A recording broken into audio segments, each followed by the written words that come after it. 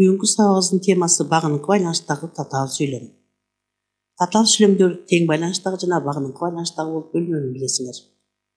Тең байланыштагы татаал сөйлемден айырмаланып, бағыныңқы байланыштагы татаал сөйлемдин тутумундагы жөнөкөй сөйлемдөрдүн бири грамматикалык өзгөчө түзүлүштө болуп, өзүнчө тыянактуу ойду билдире албайт. Ошондуктан ал дайыма өзүнөн кийинки сөйлемгө көз каранды болуп, анын ар түрдүү кырдаалын билдирет.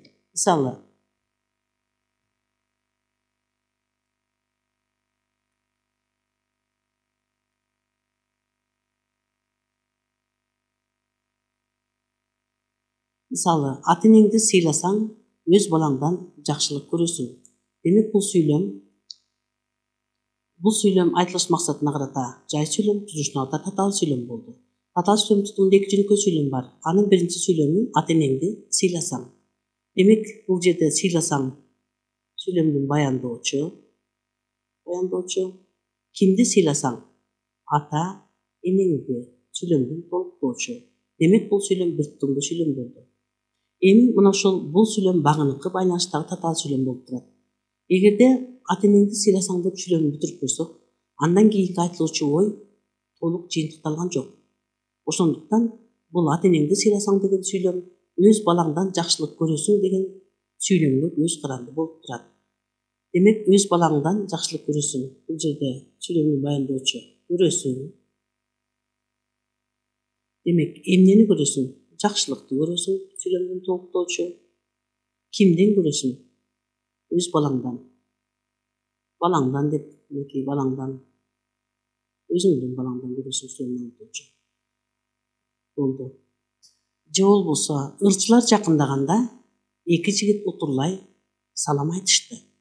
Бул сөйлем дагы түзүлүшүнө карата татаал сөйлем, татаал сөйлемдин ичинен багыныңкы байланыштагы татаал сөйлем болду. Демек, карайбыз. Ырчылар жакындаганда биринчи сөйлем толук жыйынтыкталган жок. Айтылып, ой аягына чыккан жок. Ошондуктан кийинки сөйлем уланды. Эки жигит утурлай салам айтышты. Ошентип бул жерде ырчылар жакындаганда деген сөйлем дагы эки жигит утурлай салам айтышты деген сөйлемгө көз каранды болуп калды. Ошондуктан багыныңкы сөйлем. Эмне кылганда? Жакындаганда сөйлемдин баяндоочу. Кимдер жакындаганда? Ырчылар жакындаганда. Экинчи сөйлемди талдайбыз. Демек, бул айкындооч мүчөнүн катышында жалаң сөйлем болду. Менен гана баяндоочу. Салам айтышты. Эмне кылышты? Салам айтышты. Кимдер салам айтты? Эки жигит салам айтты сөйлемдин ээси. Кантип салам айтышты булар? Утурлай салам айтышты. Кандай айтышты? Бул сөйлемдин бышыктоочу болду. Демек, бул сөйлемдөрдө сыйласаң, жакындаганда деген сөйлемдөрдүн баяндоочу ойду толук жыйынтыктаган жок. Ошондуктан алар өздөрүнөн кийинки сөйлемге багыныштуу абалда келип, анын шарттын мезгилин билдирип турат. Демек, качан жакшылык көрөт шарт коюп атат? Сыйласам, ал эми жакындаганда мезгилин билдирип турат. Ушул өзгөчөлүгүнө байланыштуу мындай сөйлемдер баш жана багыныңкы сөйлем болуп бөлүнөт. Баш жана багыныңкы сөйлем бул жерге жазып коелук. Баш анан багыныңкы. Багыныңкы болуп экиге бөлүндү. Баш жана багыныңкы болуп экиге бөлүндү. Баш жана багыныңкы сөйлемдин маанилик жана грамматикалык жактан байланышып, бүтүн бир ойду билдирген сөйлем багыныңкы байланыштагы татаал сөйлем деп аталат. Демек, бул сөйлемдөрдүн баардыгы биригип келип, бир гана түшүнүктү билдирсе, бир маани берсе, бул багыныңкы байланыштагы татаал сөйлем деп аталат. Мисалы, бир күнү Жоломон экөөбүз сүйлөшүп жатсак, койлорубуз кошулганы калыптыр. Бул жерде багыныңкы сөйлем кызыл сыя менен берилди, баш сөйлем койлорубуз сары сыя менен берилди. Демек, бир күнү Жоломон экөөбүз сүйлөшүп жатсак, эмне кылсак? Сүйлөшүп жатсак сөйлемдин баяндоочу. Ким сүйлөшүп жатыптыр? Жоломон экөөбүз сүйлөшүп жаттык. Экөөбүз качан? Бир күнү сөйлемдин бышыктоочу болду. Экинчи сөйлеми койлорубуз кошулганы калыптыр. Демек, эмне кылыптыр бул жерде? Кошулганы калыптыр. Сөйлемдин баяндоочу кошулганы калыптыр. Эмне кошулганы калыптыр? ойлорубуз кошулганы калыптыр. Демек бул сүйлөмдө багыныңкы жана баш сүйлөм биригип бир бүтүн ойду билдирди. Экөө биригип бир бүтүн ойду билдирди. Баш жана багыныңкы сүйлөмдөр бир тутумду түзүп тургандыгына карабастан, алардын грамматикалык түзүлүшү да синтакстык аткарган милдеттери дагы бирдей эмес. Башка айтканда, мунун ар бир сүйлөмү өз алдынча синтакстык милдет аткарат. Булар эки башка болот, бирдей эмес. Багыныңкы байланыштагы татаал сүйлөмдүн тутумунда туруп, баш сүйлөмгө карата маанилик жана грамматикалык жактан багыныңкы абалда болуп, анын түрдүү кырдаалын, мезгилин, ордун, себебин, шартын, максатын жана башка билдирген сүйлөмдөр багыныңкы сүйлөм деп аталат. Багыныңкы сүйлөм деп аталат.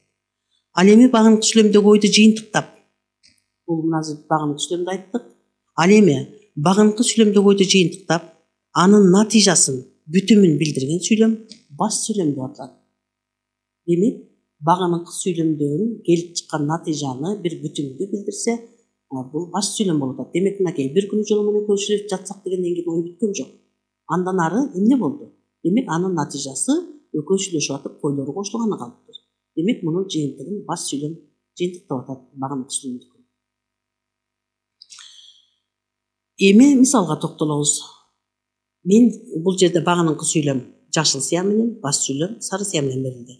Мен Жантакбай Тайтамдыкына келгенде экөөбүз далай кезигишер элек.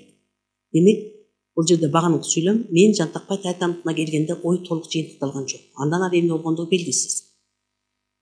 Демек, мына ушул сүйлөмдү жыйынтыктаган сүйлөм экөөбүз далай кезигишер элек деген баш сүйлөм болду. Талдайбыз. Демек, багыныңкы сүйлөмдө эмне экен? Келгенде. Ким келди? Мен келгенде. Мен кимдикине келдим? Тайтамдыкына. Бул жерде чогуу эле. Кимдикине келдим десе, Жантакбай Тайтамдыкына. Жантакбай Тайтамдык сүйлөмдүн толуктоочу. Ушул жерде Жантакбай деген аныктоо сыяктуу көрүнүшү мүмкүн, бирок аныктоочу эмес. Анткени кайсы Тайтамдыкына? Жантакбай эмес бул. Жандама Жантакбай Таятам деген бул жандама мүчө катарында экөө бир гана сүйлөм мүчөсүнүн милдетин аткарып калды. Экинчи сүйлөм экөөбүз далай кезигишер элек. Демек, кезигишер элек сүйлөмдүн баяндоочу. Ким кезигишет эле? Экөөбүз кезигишчүбүз. Канча жолу, канча жолу? Далай.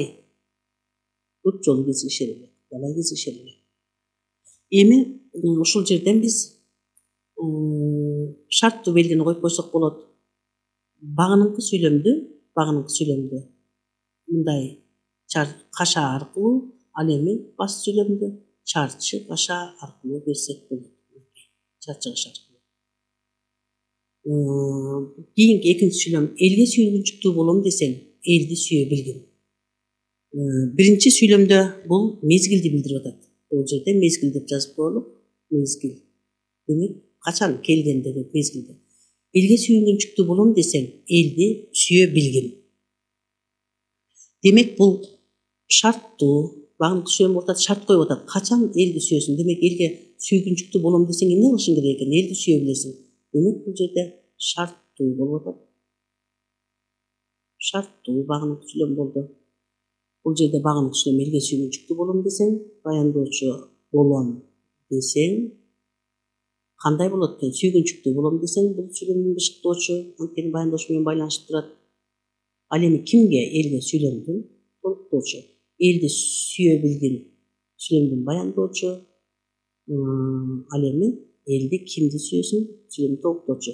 Шарттуу белгисин коебуз. Демек, багыныңкы сүйлөм биринчи келди. Мындай чарчы каша коебуз. Үтүр менен ажыратылды. Андан кийин баш сүйлөмдү каша, андан кийин баш сүйлөмдү мындай чарчы кашага алып койсок, демек белгилүү болот экен. Үчүнчү сүйлөм. Сиз кулакка тартыласыз. Берилген катуу тапшырма сиз тараптан аткарылбаган себептүү. Эми ушул акыркы сүйлөм жогоркудагы сүйлөмдөрдөн айырмаланып турат. Анткени биз жашыл менен багыныңкы сүйлөмдү бердик дагы, сары менен баш сүйлөмдү бергенбиз.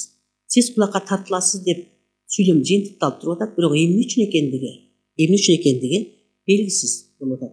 Демек, орун алмашты. Бул жерде багыныңкы сүйлөм берилген катуу тапшырма сиз тараптан аткарылбаган себептүү. Сиз кулакка тартыласыз деп болуш керек болчу. Демек, бул жерде баш сүйлөм биринчи келди. Эмне кыласыз? тартыласыз.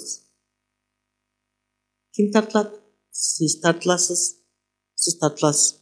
Эми эмнеге тартылат экенбиз? Кулакка тартылабыз. Аткарылбаган себептүү сүйлөмдү баяндоочу эмне аткарылбай калыптыр? Аткарылбаган себептүү эмне аткарылбай калыптыр? Тапшырма аткарылган жок. Кимден аткарылган жок? Сиз тараптан сүйлөмдү толуктоочу. Кандай тапшырма экен? Берилген катуу тапшырма аткарылбай калды. Демек бул сүйлөмдүн аныктоочу болду. Демек мунун шарттуу белгисин тескерисинче биринчи баш сүйлөм келгендиктен чарчы кашааны алабыз. Үтүр коебуз. Андан кийин кадимки эле кашааны. Демек кадыресе көпчүлүк учурда багыныңкы сүйлөмдөр биринчи келип аткан болсо, акыркы сүйлөмдө баш сүйлөм биринчи келди дагы багыныңкы сүйлөм сүйлөмдүн аягында келди.